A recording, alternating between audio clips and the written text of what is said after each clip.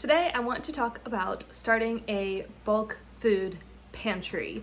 So it's sad that I even have to call it a bulk food pantry, because I feel like for our grandparents and their grandparents, having a fully stocked pantry or a larder was just the common way of life. Like, everybody had food storage for their household, and there was none of this buying food weekly or every couple days at the grocery store.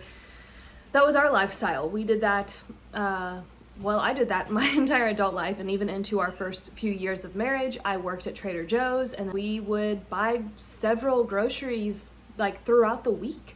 And I remember thinking, if something were to go wrong, I don't have much food on hand. I have just what we need for this week. Or if there was a snowstorm, people would rush to the store to grab things. And I remember thinking, gosh, do I need anything? And it's amazing, because after we started our food pantry, we had a big snowstorm, and I was like, wow, this is the first time in my life that I'm not like panicked about food. And even more so now, with the times that we're in, knowing how to have a food pantry is really important. So I just wanted to share a little bit of our story and some tips and things that we have done that I thought have been helpful and might be helpful for you. So the best time to plant a tree was 20 years ago. The second best time is now. And that same thing goes with having a food pantry. So obviously, food prices have gone up, but buying in bulk will always be cheaper than buying in smaller quantities from your grocery store. So if you're buying 12-ounce packages of dried fruit, it's probably still going to be cheaper to buy a 5-pound bag in bulk, even if the prices are expensive right now.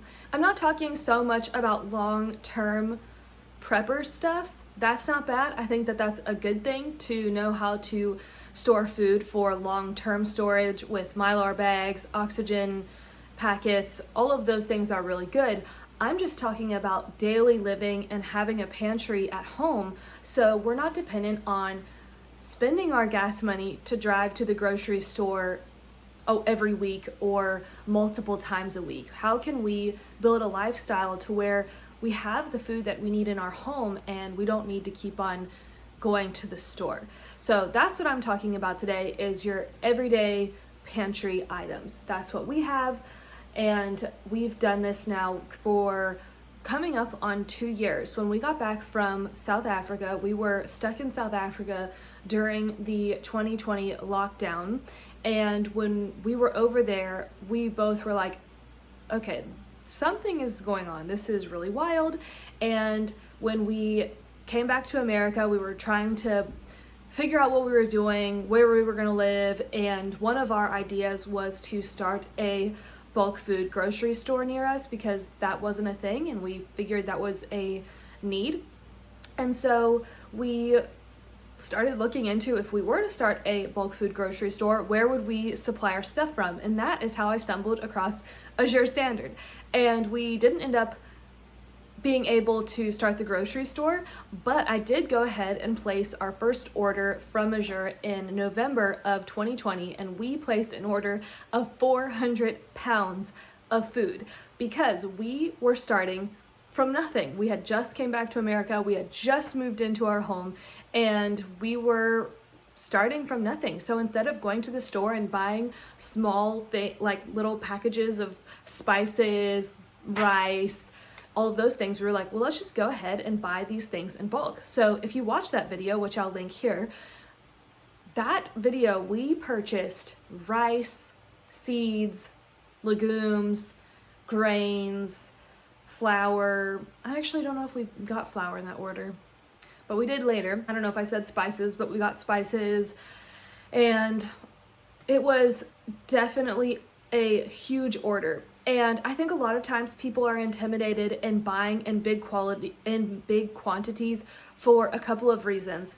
One, up front you are paying more because you are buying in a bigger quantity. So it's like, oh my gosh, our first order I think was $900, which is a lot of money for food. But that food lasts us so long.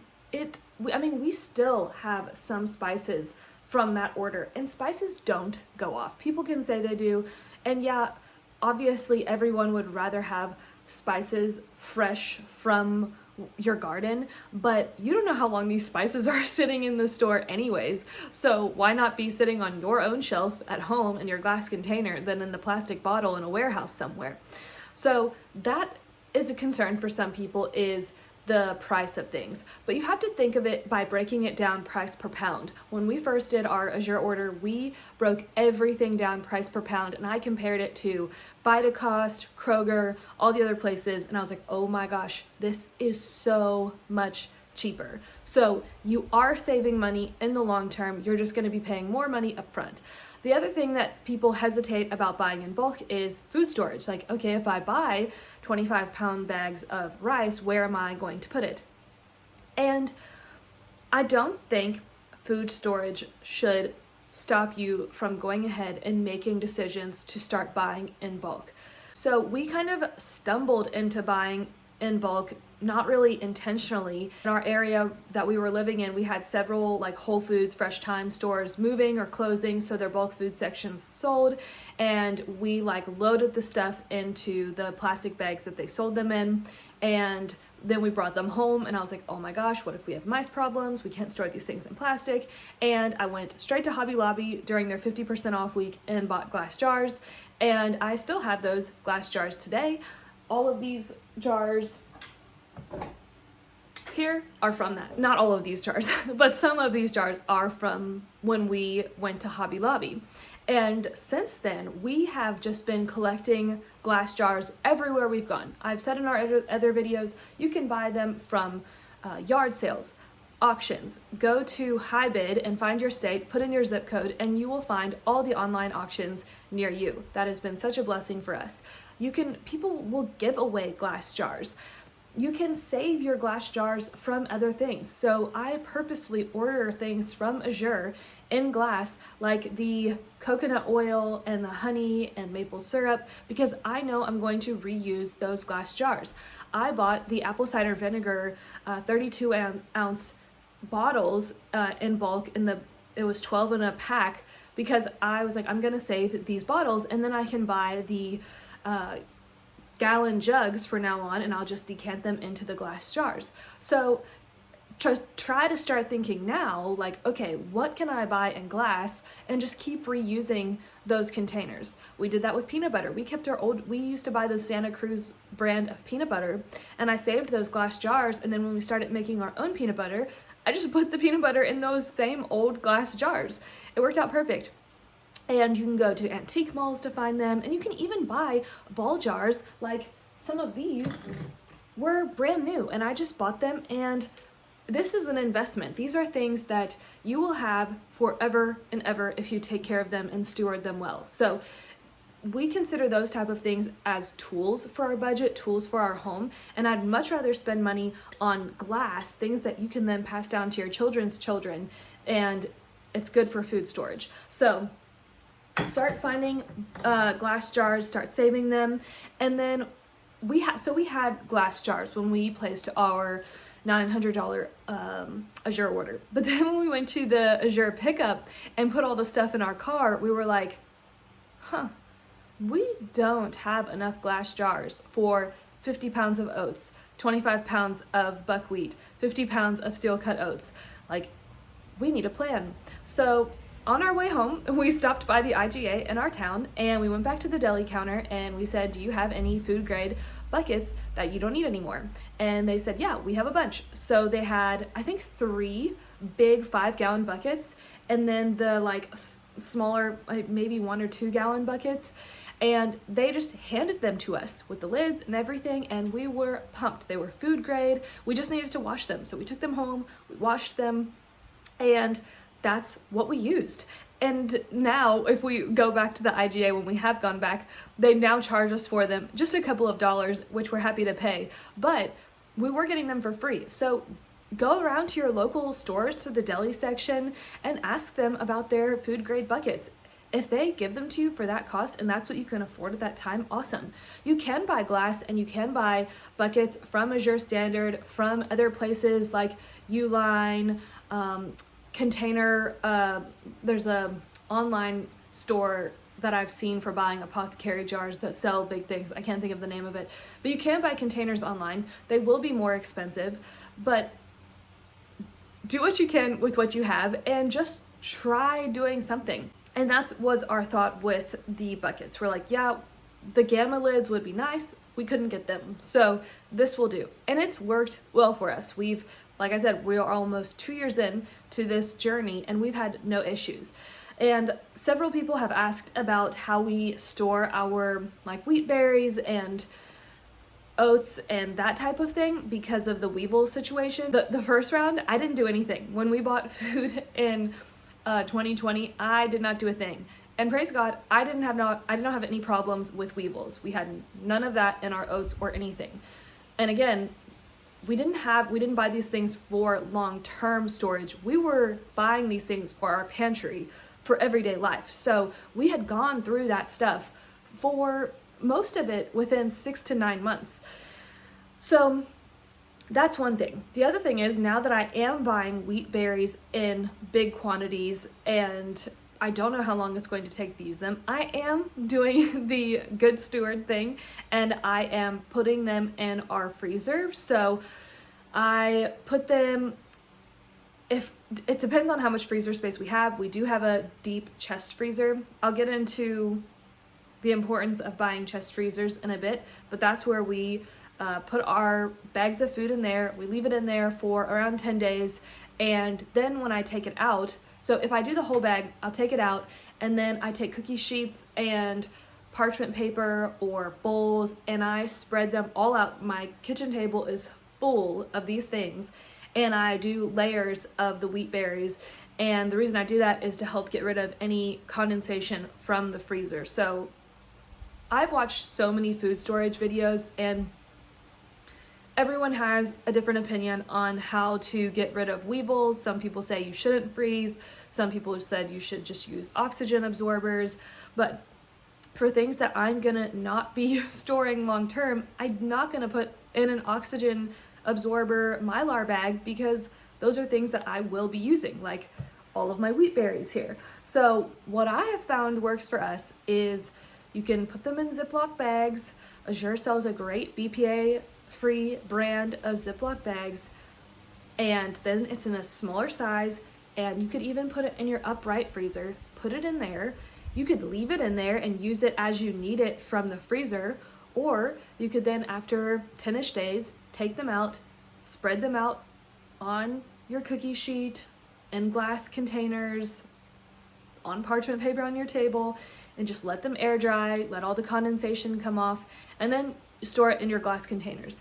That is what has worked really great for us for all of our grains or anything that weevils could get into. So I mentioned Azure Standard. That is one of my favorite places to get our bulk food from. I so appreciate the family that started Azure Standard. If you read their About Me page, I love their convictions and everything that they stand for. They're Christians. They have lived by their convictions. And so those are the people that we want to give our money to, and they really do sell things at really good prices. So a lot of the things in our bulk food pantry is from Azure Standard. Some other places that I do buy my food from, if it's not locally, which we do try to get as much locally as possible, but as far as buying in bulk goes, we love having oysters on hand, and I buy the Crown Prince smoked oysters because they are in olive oil, and I get this from iHERB. It's the cheapest place that I've seen that you can get these, and whenever I buy it, I just buy a huge amount of them,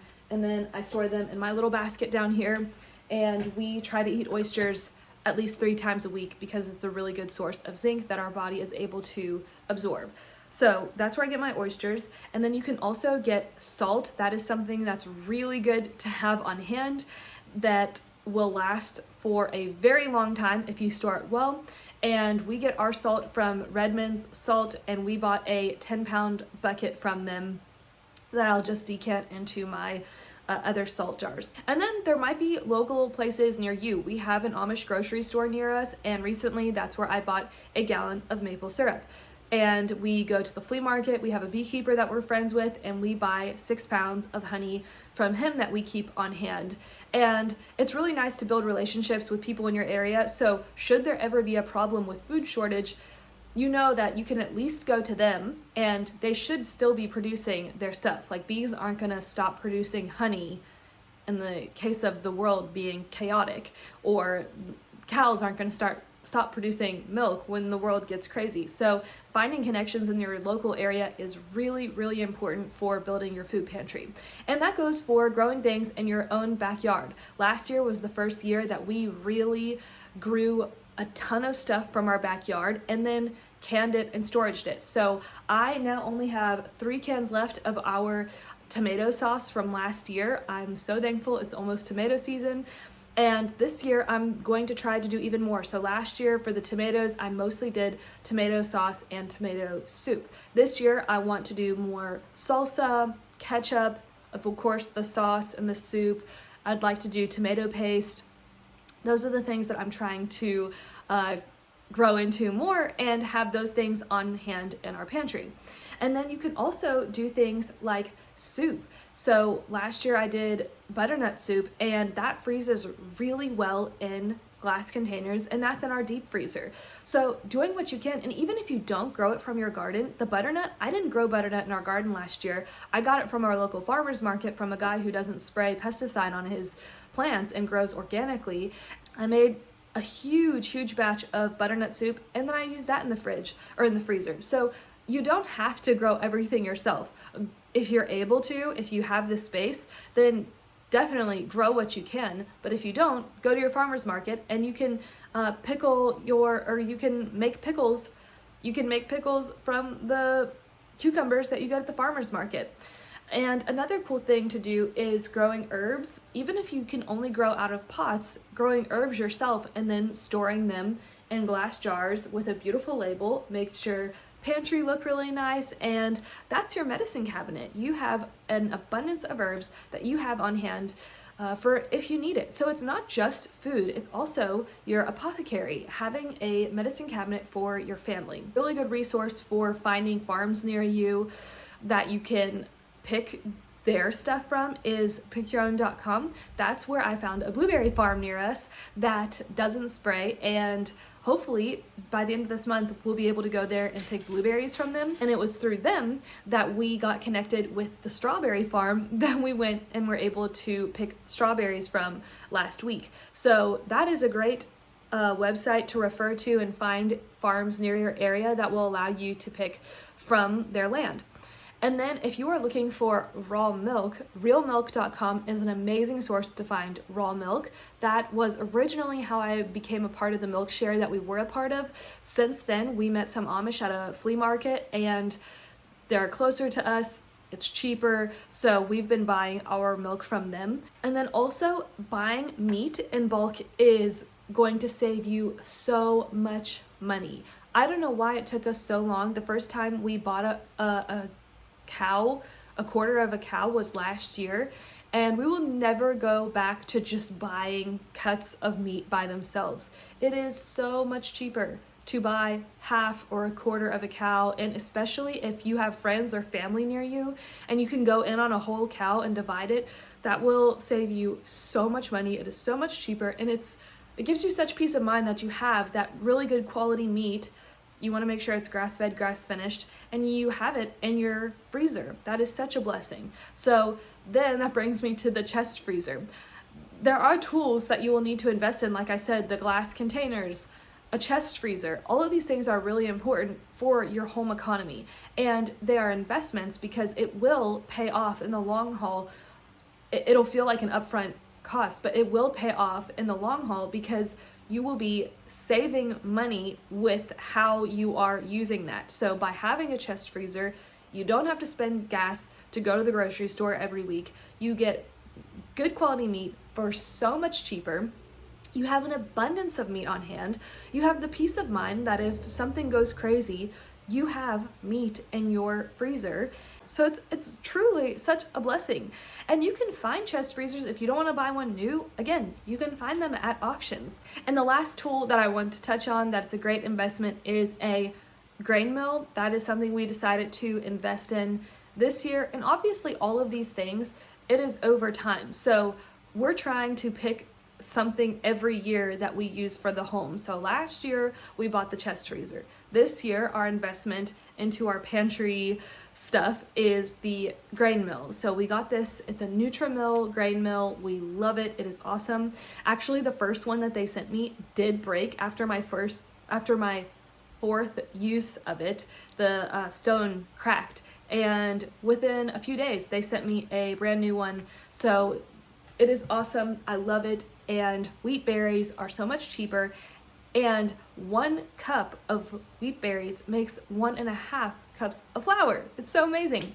So that also I know is saving us money. And when things go wild and crazy, usually flour goes out before wheat berries, and wheat berries store so much better than flour, and it's really better for you. So that's why we had more reasons to buy it than reasons not to buy it.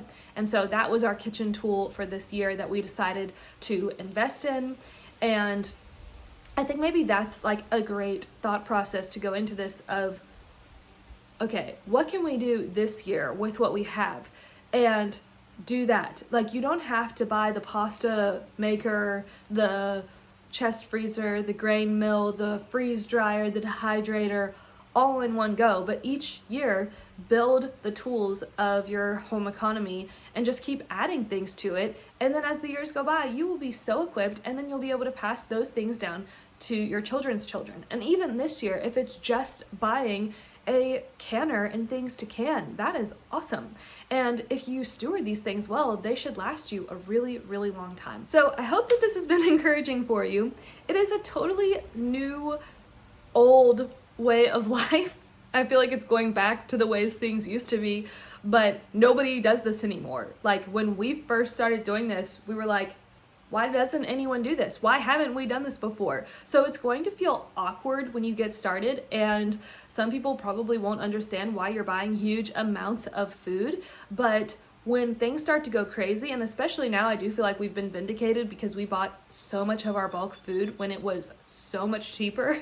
And so, but start now. There's no reason not to start right now, and you don't have to do it perfectly. You don't have to have everything scheduled and know exactly what you're doing. Start with where you are, what you have, the money that you have, what you can afford, and buy the food that you eat the most. Don't buy. That was one mistake that we made with that $900 order.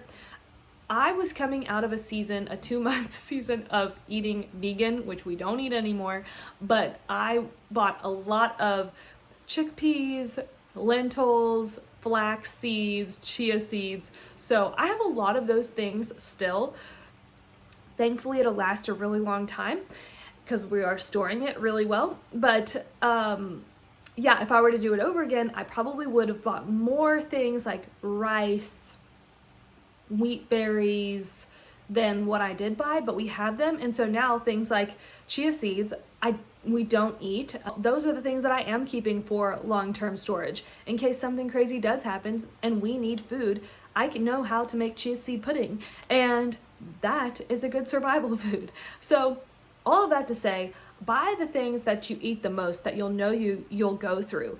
Don't just think long-term, if stuff goes crazy, we need to have this. Think of the things that you're going to use daily. Make your food pantry fun and exciting. I have had this vision of this pantry for years before it actually happened. And when we moved into this house and I put this together, I was like, oh my gosh, this is what I've been envisioning. And this did not cost us a lot of money. These shelves, all of these 3 were from an auction.